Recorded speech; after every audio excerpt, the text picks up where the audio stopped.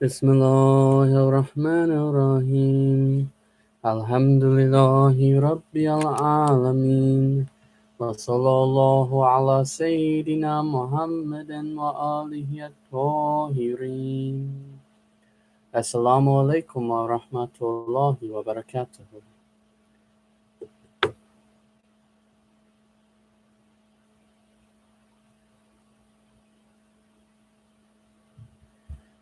Today we are going to have our lecture on Ilmu Akhlaq. This Ilmu Akhlaq series is several lessons, and today we are on the sixth lesson of Ilmu Akhlaq.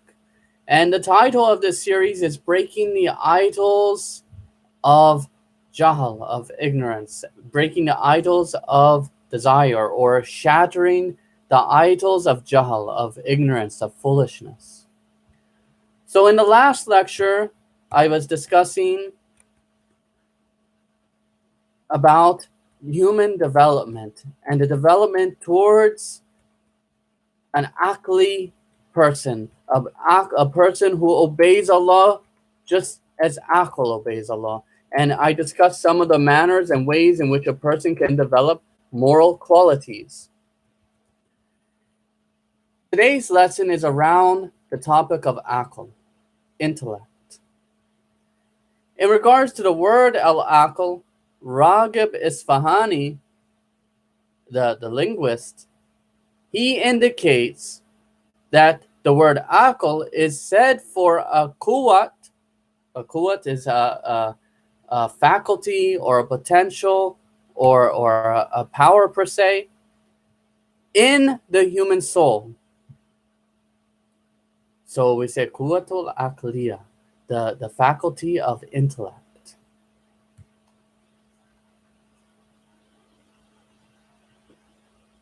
So Raghib Isfahani, he says that this faculty, this quwwa aqliya in the human soul is in the human that is prepared for accepting knowledge, ilm, and for knowledge which benefits mankind.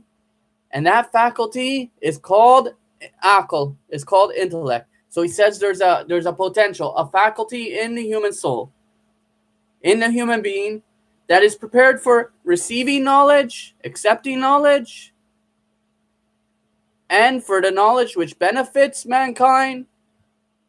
And that is called al-quwwat al-aql, al-aqliya, the faculty of the intellect.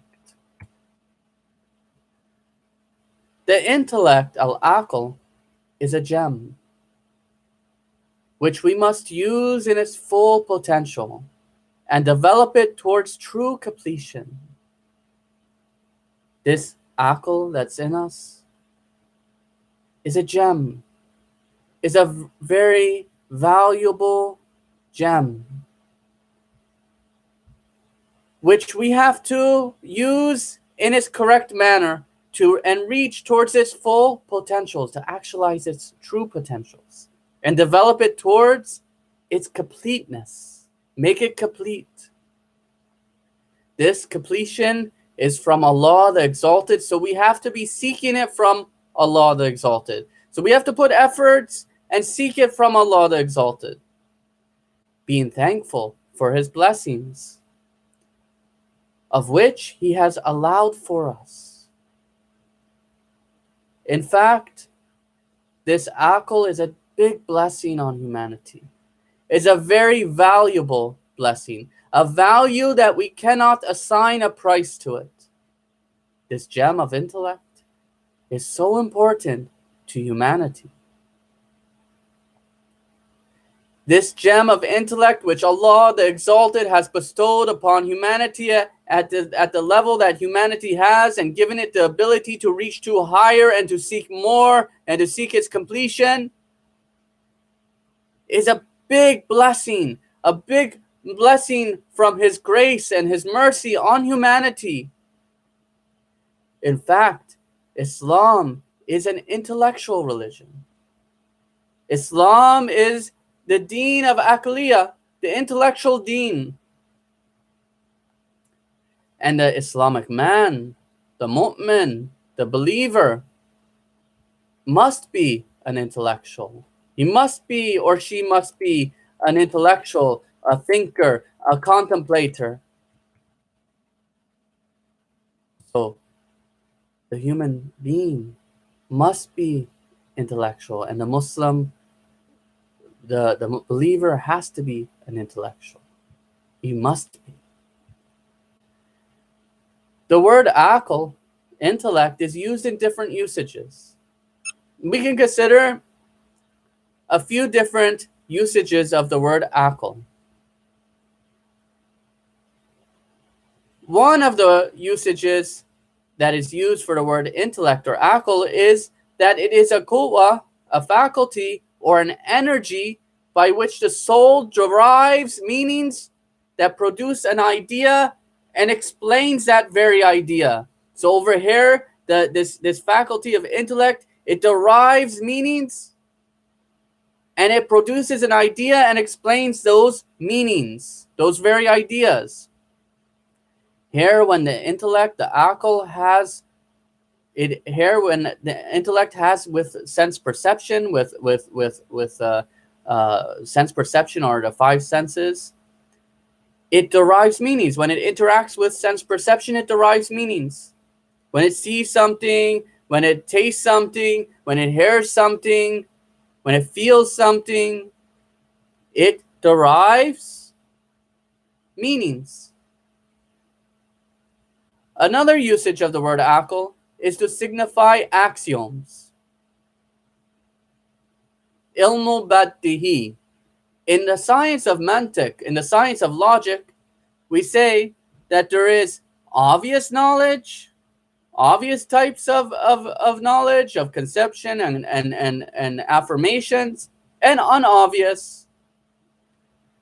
Ilmu baddihi is that kind of obvious. We could call that self-evident things. So another usage of the word aql is to signify the axioms, those self-evident things, those ilmu baddihi, those essential thoughts and common sense, such as two opposites cannot exist as one and the same thing. If I say that I exist and I don't exist, common sense, essential thought, axioms will tell you that's not possible. How can you exist and not exist at the same time, at the same place? It's impossible. So an axiom is that two opposites cannot exist as one and the same thing. Like existence and non-existence, wujud and adam. They cannot exist. They cannot be the same thing. Adam and wujud are not the same thing. They're opposites. So this is the second usage of the word intellect, that it signifies axioms, essential thoughts, common sense. So we said that the first meaning of the first usage of the word intellect was those kinds of things. Is the intellect derives meanings and explains those meanings. The second usage is that it means those axioms, that it means signifies axioms, ilmu baddihi, like the essential thoughts, common sense, such as two opposites cannot exist as one and the same thing. A third usage of the word aql is used to describe experimental science. Experimental science. Knowledge learned through experiences. Like the mason, the brick mason, he understands how to build a wall by experience. He goes one day to work and he's taught how to build a wall, and he understands how to do it well through experience. He understands how to build a wall by experience much better than someone who had only studied how to build a wall on a paper. The mason, the brick mason, he will understand how to build a wall by experience much more intimate and closer and better than a person who has only read a chapter on how to build a wall. Over here, the human observes and has practical experiments, draws from it, and is influenced by its results in uncovering the hidden secrets of things. So the first type was that akhl is a kind of deriving the meanings and explaining them. The second was that it was ilmu badihi, those self-evident things, those axioms. And the third was that it is used to refer to experimental knowledge, knowledge through experience, experiential knowledge, knowledge through experience. The fourth usage of the word akhl is used to refer to al-akhl al-amali, the practical intellect. In the science of first philosophy, from the time of the Greek philosophers, they had divided intellectual sciences and intellect into two types. They said it was either al-akhl al-nadhari, the theoretical intellect, or al-akhl al-amali, the practical intellect. So they said in the side of the theoretical intellect, you had things like mathematics, metaphysics, which is now first philosophy, where you study existence, qua existence. And in the side of practical intellect, you had things like house management. You had things like akhlaq, one's own management. You had politics. So practical intellect here, to them, to the old Greek philosophers and to philosophers who split the intellectual sections into these types, theoretical and practical, they will say the practical intellect is those intellectual things that have to do with the human do's and don'ts. So the fourth usage of the word akhl is to refer to practical intellect. This is when the human being uses his intellect, his akhl, applies and implements it through contemplation and experiment. Here, the human soul is able to know right from wrong, good from bad. Hence, here, if the akhl, the person who's intellectual, the intellectual person, the intellectual person, if he fails to do what is right and happens to do what is wrong, he is considered as jahil. He is considered as foolish. Therefore, intellect or akhl is a faculty in the human soul that is impacting human life in many different spheres, in many different areas. And it is possible in all these spheres that we mentioned. It is possible that intellect, it derives meanings and explains meanings. It is used for axioms, self-evident things. It is used for experiential knowledge, and it is used for practical intellect with contemplation and implementation on doing good and doing right, as opposed for doing wrong and and doing the bad things as opposed to it. Because so intellect is possible in all these spheres that we mentioned. Such an intellect, such a thing that has these abilities and these functions, is truly a gift from Allah the Exalted. Is truly a blessing from Allah the Exalted, and is a proof between mankind and Allah the Exalted. So intellect is a gift. We should thank Allah for it. And we should seek to increase it, to develop it, to get to completion.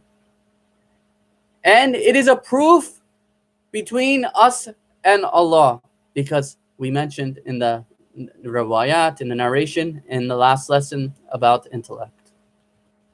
People are accountable according to their intellects. So first, we should note that the word jahal, ignorance, can be ignorance, and according to the science of logic, jahal is of two types.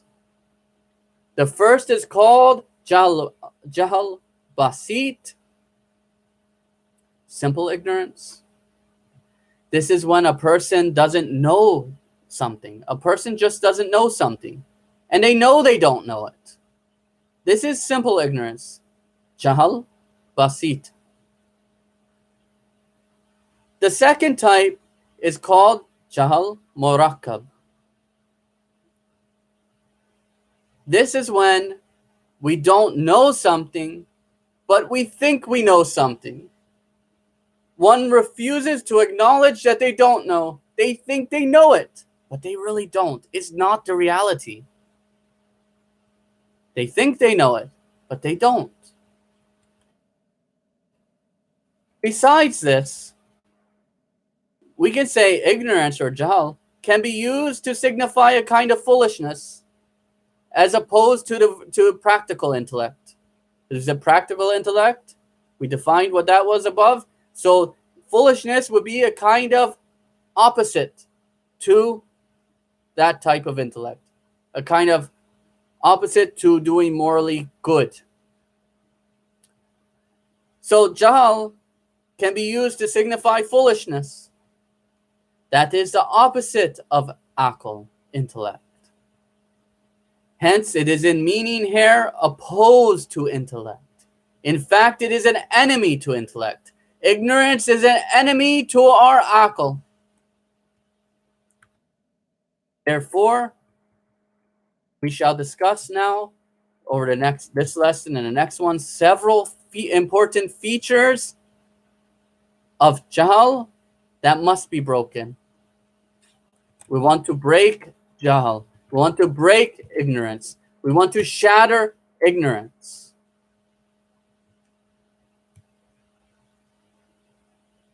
The first is we want to shatter kufr.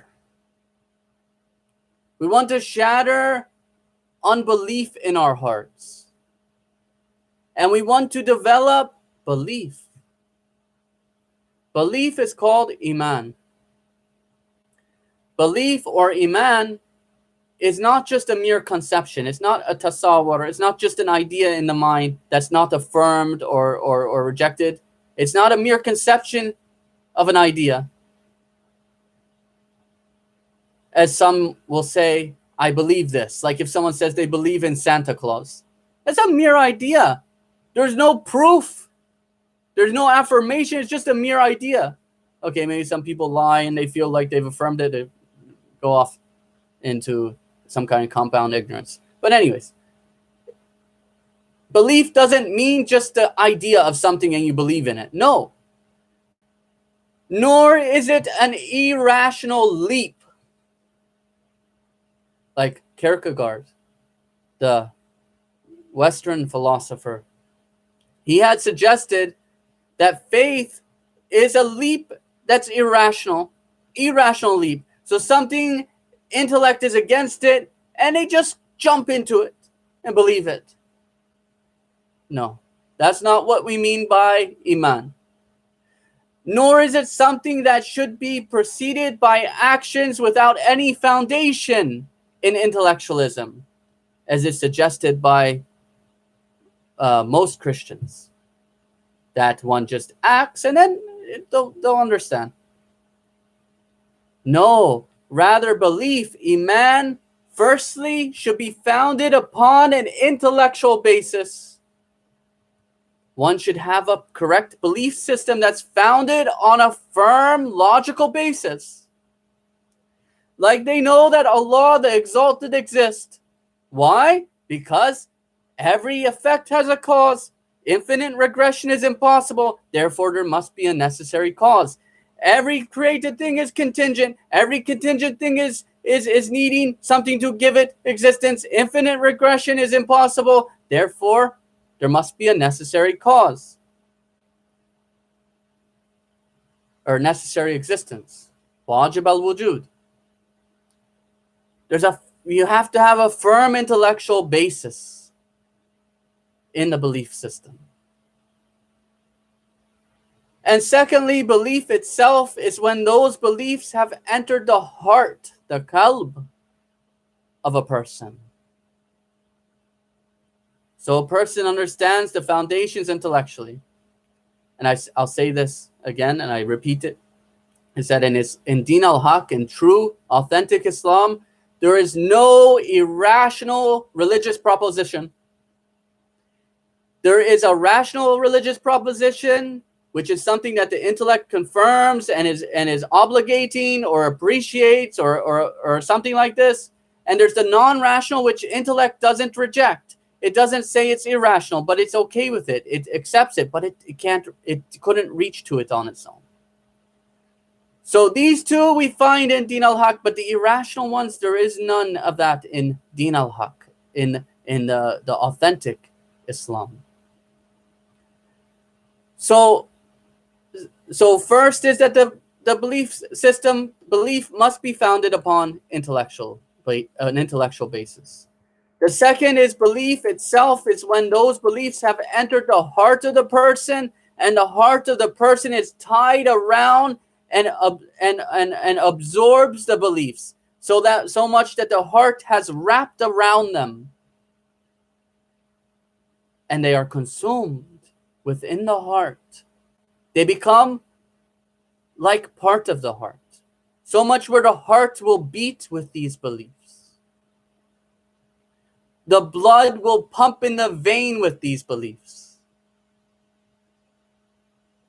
Hence, such a person will produce actions, sayings, and even thoughts that are the thoughts, actions, and sayings of mu'mineen and mu'minat.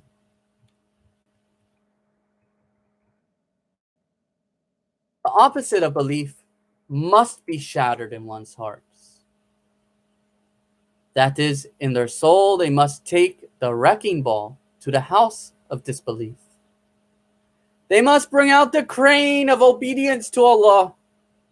They must put the wrecking ball. You ever see the big wrecking balls that they have to take down old houses? They must put themselves in the maqam of Ibrahim alayhi salam, and then put themselves in modern technology. Take all the things that they could do to obey Allah, put themselves in that crane, take the wrecking ball, and take down in their hearts the idol of disbelief by developing belief. They have to bring the wrecking ball to the house of disbelief in their hearts, from the most apparent to the most hidden and minute, and tear down disbelief from the fertile ground of the human soul. Because if disbelief is left to grow in the human soul, it will spread and sprout and grow into very large, ugly plants and trees that will overcome the heart, that will ruin the human beings, that will ruin human action, human success towards the lofty aim, the true felicity. One must understand about Allah the Exalted that He exists. All things need Allah. They only need Allah. He is the only one who is not needy of anything or anyone. He is not limited. He is the exalted. Then one must understand about the human situation. After they understand about Allah, then now they need to understand what is our situation. What is our situation as humans? How we are created with a soul and a body that has tendencies and inclinations, that we have rational abilities that we must use. What are the average limits of it? That we have ikhtiyar. Ikhtiyar is the ability to make choices, and we have the choices between making the right and wrong choices in this dunya, because it's a test for us. It's like an exam room. One must understand the role of the books. They must understand the role of the prophets. They must understand the need of prophethood and imamah, and the importance of following those aimah, alayhum salam, following those prophets as they are the human role models. They are the perfect examples. But many of us, maybe we forget how important it is to move every movement in our life towards the footsteps of those people, the footsteps of those ones selected by Allah, the footsteps of those masumeen, alayhum salam. And live a Quranic lifestyle. Live a lifestyle that breathes the breath of Quran and Islam. And one must understand the return, the mi'ad, the day of accountability and judgment. It's important. We need to have both fear and hope. It's like two headlights. Try to drive at night with one headlight in pitch dark, or one that's going dim on top of that. You need to have two lights, hope and fear of Allah the Exalted. However, in the areas of the belief system, one should be very careful. They have to establish the correct beliefs in accordance with Din al-Haq, in accordance with authentic Islam, in accordance with authentic Islamic evidences. These will never be irrational. However, we have to be careful that if we arrive at two possibilities, as it may occur, we arrive at two possibilities, both things equally seem good, both things are acceptable, and we have to seek the authentic line in it. We have to seek the line that comes from Allah the Exalted. We have to seek the line in which Allah has revealed in the religion, in Din al-Haq. Because wahi, revelation, takes the hand of reason and leads it through the dark valleys that it could not traverse on its own. In this way, intellectual proofs are foundations to our belief system and religion and religious evidences. It reaffirms and clarifies and enlightens us on what direction to take. Religious evidences reaffirm, clarify, and enlighten us on what direction to take. Therefore, we require prophethoods. We have a real need for nubuwah, for prophethoods. We have a real need for guidance from Allah, that Allah sends prophets, books, and imams, aima alayhum salam, for human salvation, to succeed in the test. It's an open book exam. Take the book and find the question, find the answer. So it becomes very important that we understand this point. So here I will end for tonight. Wal akhiru dawana and alhamdulillahi rabbil alameen.